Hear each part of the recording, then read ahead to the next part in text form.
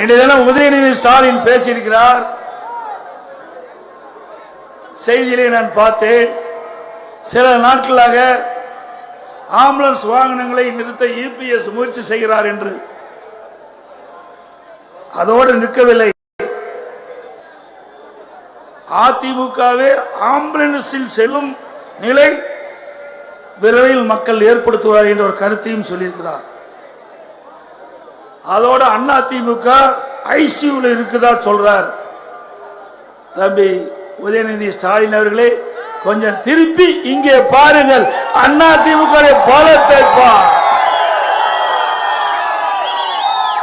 திருக்கோயிலூர் ஸ்ரீவந்தியத்தை திருப்பி பார்.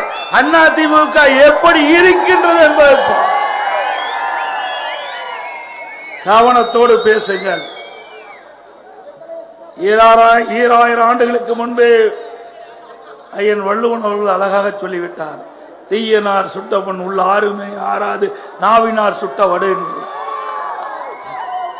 தீயனார் சுட்டவன் கூட ஆறிரும், ஆனால் நாக்கில் இருந்து வருகிற வார்த்தை அது புண்படுத்திவிடும் என்று சொல்லியிருக்கிறார்.